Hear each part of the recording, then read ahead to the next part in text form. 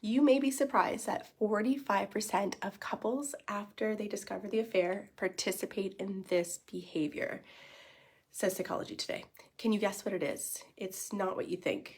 45% of couples engage in this. Is it they get divorced? Is it that the wife reaches out to the affair partner?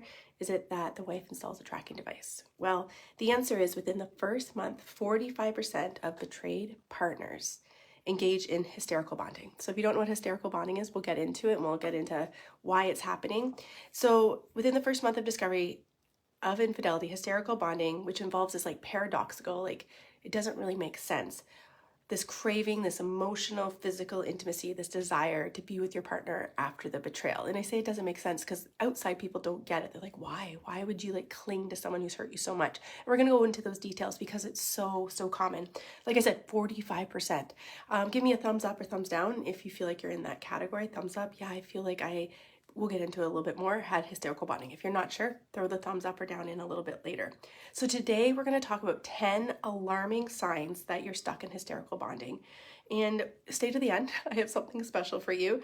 And what you can do is, like at the end, I have some ideas for you. You can put the word chat, you can DM it to us. And what we'll do is we can hop on a quick personalized call, 15 minutes, and we can give you some more customized plans to help you out. So that's a little gift for you, sticking it out to the end.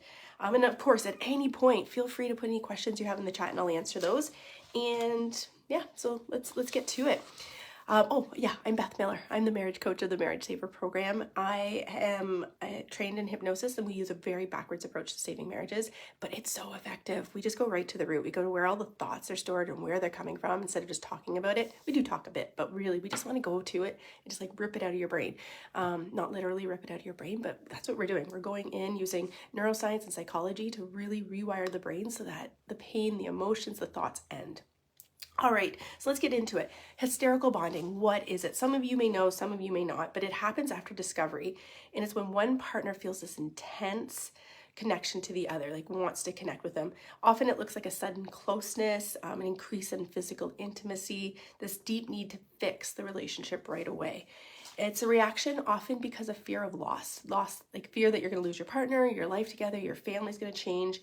So when trust is broken, what happens is the brain goes into this survival mode and it clings to what's familiar. And so clinging to your partner is what feels very familiar, even if it's not always that most healthy behavior. And that's why they say there's this like paradoxical, like doesn't really make sense. He's hurt you. Why are you clinging? But it's very much an emotional response to anxiety, to fear, where the hurt partner subconsciously, and that's where the neuroscience comes in, tries to regain control and security within the relationship by this what feels like clinging and these intense emotions to really bond with the partner. Essentially what it is, it's a temporary, kind of like a Band-Aid to a wound. Like you're so hurt and then this is what's familiar is your partner. Before we get into it then, like I said, comment below, up or down, thumbs up, thumbs down if you've experienced this. So like I said, it really is like this sudden increase in insecurity. So I'm going to go through the 10 hysterical bonding signs if you're having it and if you're stuck in it. So first one is the most telling sign is this like sudden urge for physical intimacy. You might find yourself wanting to be closer to your partner, craving his touch, engaging in like frequent sexual encounters, whether it's just touching or other things, just to get that emotional safety, that emotional connection, which makes you feel safe. It minimizes the fear, so that you don't feel like you're in this like anxious, like fear response. This can happen after major betrayal, when you really want to seek that closeness. So if you've discovered that your husband's affair, you've discovered it and you feel devastated and you have this like intense urge to want to fix it, this is what can happen. Well, they may provide, like this is hysterical bonding, this like desire for close intimacy. It might be a temporary like comfort. It can actually mask the unresolved issue and lead to further like emotional madness later. So recognizing this pattern earlier is better than waiting till later when some of this other emotions are going to come up. So like I mentioned, sign number 2 that you're stuck in it is this intense like clinginess, this emotional connection. So you find yourself really wanting to have like deep, vulnerable conversations with your partner, finding that you're really wanting to connect with them at an emotional level or physical level. The emotional intensity is often driven, like I said, by the fear of losing your marriage. And It may feel like that emotional connection is restoring your marriage. It may feel like it's the secret to really making sure this doesn't happen again. So that emotional bond is happening, but deep down, you feel really actually desperate to be close to him, to kind of rebuild trust again. And these emotional methods may seem very meaningful, that if I cling to him and hold him, if we develop this strong bond right now, that you can bypass some of the real healing. And unfortunately, it's still there. Some of the deep down trust issues are there, because the moment he's not right there in your presence, you can feel very vulnerable again, scared again, and fearful again of what's going to happen. So that heightened connection really is this temporary way to soothe your anxiety.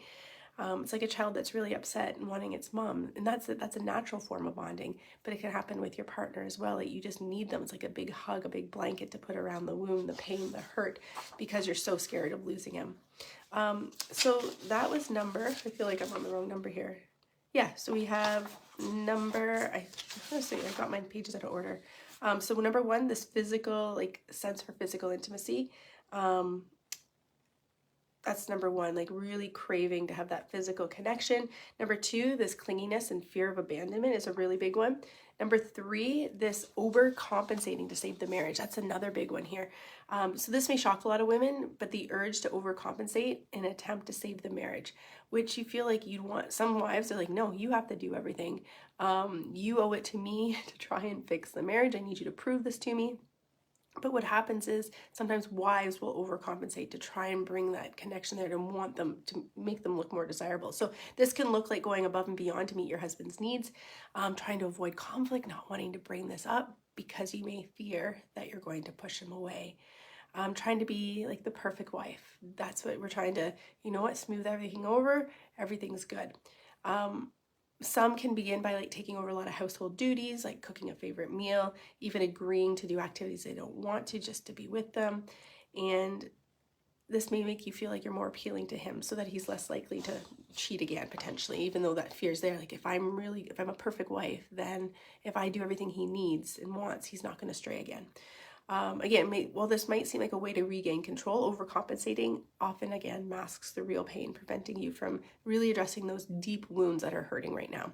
So no amount of effort in terms of like overcompensating will really fix your marriage until we really address the deep down issues. So true healing really comes from providing yourself some love and honoring the feelings and the fear that you're feeling. So the next one, like I said, that we had intense physical intimacy, that desire for that, and then this intense emotional desire for emotional connection would be number 4. Number 5 is this like temporary obsession with your husband's attention. So one of the clearest signs of hysterical bonding truly is this temporary obsession to get your husband's attention after discovering his affair. And this may involve constantly seeking his approval, wanting him to notice everything you do, feeling this deep need to always be on his mind. Like, you want to be front and center, like, hey, I'm here. So you're starting to maybe dress differently, planning surprise dates, showering him with compliments in hopes that you'll regain his full attention. You may feel anxious or rejected. And when we go into that, like, probably more abandonment, like you may feel anxious and abandoned, because rejection means the love was never there. Abandoned means I had it, but now it's gone. So like, I think a rejection is like girls like on the playground, like a certain friend group that never really invited them into play. That's rejection, fully out rejected. Abandoned is something there and all of a sudden it's pulled away. So wives will feel anxious and abandoned, and so what they're doing is really trying to like overcompensate and make sure that they get their husband's attention through maybe planning these nice events. But this obsession with attention often stems from a need for validation. We'll get into that in a second. Wanting that reassurance so that he's there and you can see that he's there, which helps you trust that the marriage will be okay. Number 6, kind of in the same category as this temporary obsession for your husband's attention. This one is this increased need for validation. So you want your husband's attention and you're doing lots of things to get his attention, but now you also need his validation with all that attention you're giving him.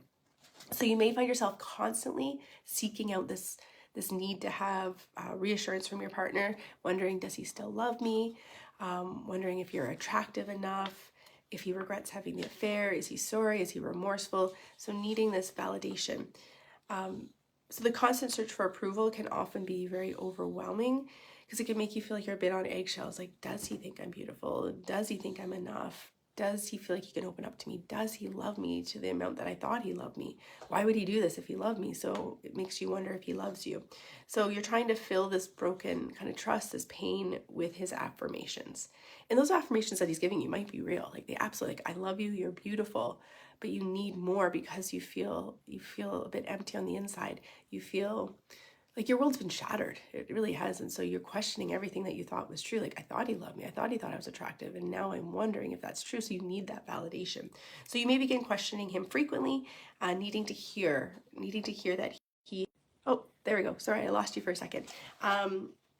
Yes, this need for validation really is driven by this insecurity in your future, understandably so, in maybe who you are together as a couple.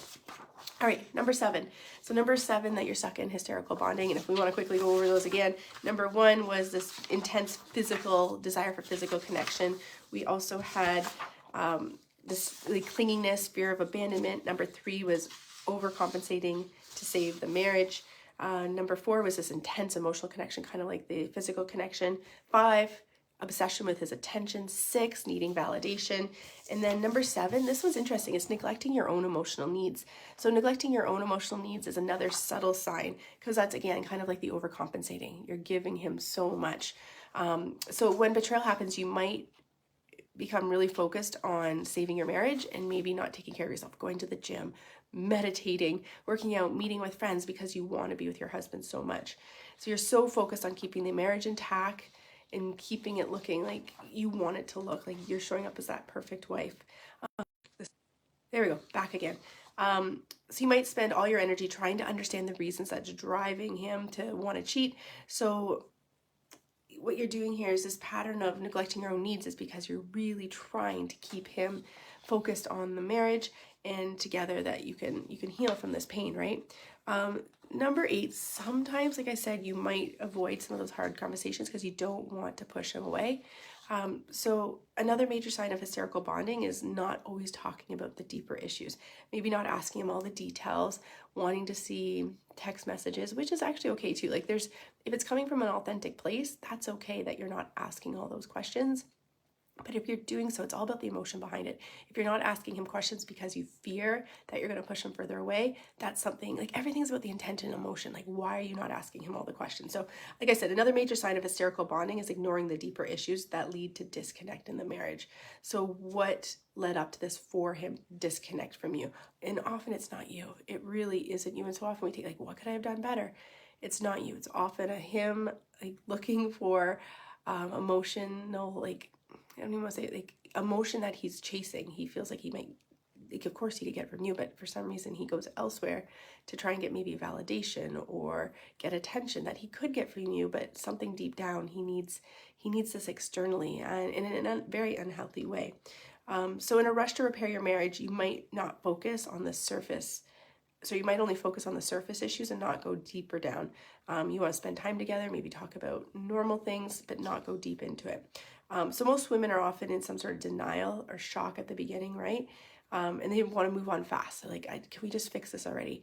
Like, the idea of knowing that it could take 3 months, 12 months to feel better. Some clients come to me after 5 years. Like, if they knew that at the time, they'd be like, I can't sign up for this. But depending on the strategies you pick to really work on your marriage, it can take a long time. So there's desire to move on fast, find the quick fix, what's going to fix it, but not always talking about the things that need to be talked about. And really, that's like, what do you need to talk about? We can talk about that in another live, but it's where you're at. We're not wanting to project onto them, but we can explain, I feel this in a very proactive approach. This is what I need. Even if they dismiss it, it's knowing that I use my voice, I spoke up for myself, and knowing that his response may be coming from his own views of, like, I feeling guilt that he's hurting you, knowing that what he did was wrong, his own fear of losing you, even though maybe he's shutting you down and sounding angry potentially. So as a result, the underlying problems, the emotional, that created some of the emotional disconnect from him, the communication breakdowns, unmet needs, they may remain unresolved because of the hysterical bonding, that desire to be physically close, emotionally close, without diving into some of the deeper issues. Again, it's a temporary sidestep, and it's there for a reason. Like I said, 45% of couples, like wives, engage in hysterical bonding after finding out about the affair. And that could be part of that denial piece. It could be part of the shock piece to really hold on to what's familiar. Number 9 is just like hysterical bonding. If you want to know if you're hysterical bonding, it's an emotional roller coaster. So feeling like you're on an emotional roller coaster is a really strong indicator that you're in this hysterical bonding after infidelity. One moment you might feel this intense connection, like this desire to be with him. You're filled with hope. You're filled with like this feeling like, I'm going to rebuild the marriage. We're going to rebuild the marriage. But then the next step you might be, or in the next second, you might really be overwhelmed with anger, sadness, and even desperation to fix the marriage, to make things better. So these emotional swings from left to right can make it really hard to process the betrayal clearly, as your emotions are constantly like going from like fear, what's going to happen, to like deep love and connection. So you may have days where you would like shower him with affirmations, where you're really desiring that like that validation, and you're determined to fix things really quickly. But then you might spiral into like crying and rage. And I think this is really normal. This isn't always just a sign of hysterical bonding. This is really quite normal, the ups and downs. And the reason why is we have all of a sudden you have different memories or thoughts that are like, different memories, like you drive past a place or you see him on his phone, or things that used to just feel normal, and you see them and they create this like shower of thoughts, and those thoughts create our emotions. So this emotional roller coaster is, regardless, it's not like a single sign that you're hysterical bonding. So that is a big sign for sure that, you know what, that you're in this healing process of wanting to get your emotions regulated. And again, when we do this, we use a process like through kind of like a hypnosis rooted strategy where we get really, really relaxed. And we go into some of the memories that are causing those thoughts, causing the anger, the sadness, that emotional roller coaster. And we go back and it's like we free yourself of them, being like, that was in the past.